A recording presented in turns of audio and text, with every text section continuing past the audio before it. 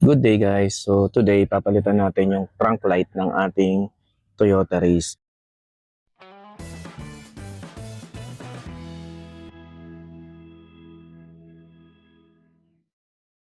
Para makatambay tayo dito minsan kung gusto natin nakabukas lang tong back door ng ating sasakyan, makatambay tayo dito hindi tayo nag-aaksaya ng baterya or maliwanag na, no? Hindi mo naman kailangan talaga ng ilaw. Ito ay binili ako natin. Ang Japan ko sa in-order guys, yung link ilalagay ko na lang sa description. Yan. So, ito may switch na siya. Okay, so guys, paano natin papalitan? Ito na ako, kaya dito.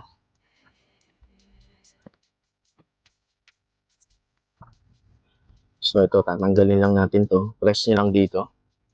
Press lang dito. Yung hila. Then ngayon, ipalit na natin tong may switch. Yan. Balik lang natin. Medyo mas mahirap lang siya ipasok. Yan. So, ngayon, sa nakulan to, tingnan natin kung ma-open natin ulit ha.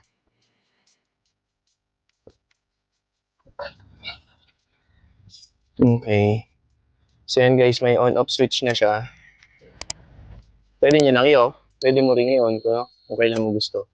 Kasi itong ilaw na to guys, matagal mamatay no? So, bago siya mag-on. Yeah. So, try natin palitan din ng LED.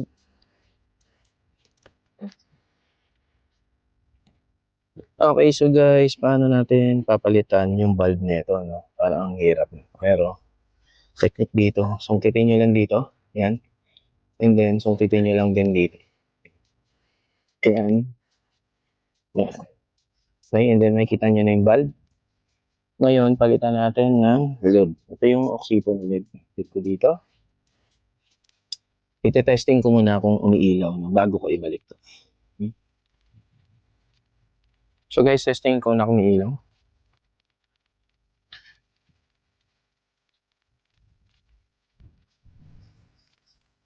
And then switch natin kasi baka naka-off. Ayan, umiilaw. So pwede na natin balik. Tanggalin ko muna. So ibabalik na natin. Ganito lang siya ibabalik guys. Gumagana naman na. Align nyo lang dun sa lock. And then, align nyo lang din dito.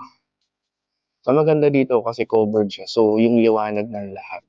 Ganda kung kulay puti sana ito. May salamin dun para maliwanag talaga. And then, you know, balik lang natin. So, okay.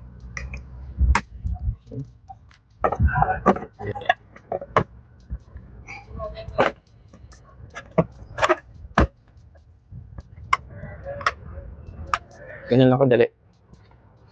So guys, mas maganda, mas maliwanag to. No? So tingin ko, and then nasa switch na siya. So huwag niyo lang kakalimutan, baka akala nyo sira na, no? O may switch lang kasi siya. Okay guys, so ganyan nakaliwanag dito sa to. Ayan.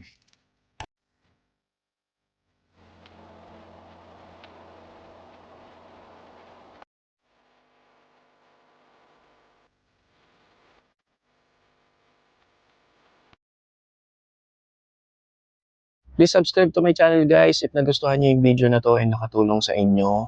And syempre para ma-update na rin kayo sa mga susunod na video na mga gagawin ko pa dito sa Toyota Race ko. So thank you so much guys for watching. Have a good day. Drive safe. God bless. And bye-bye.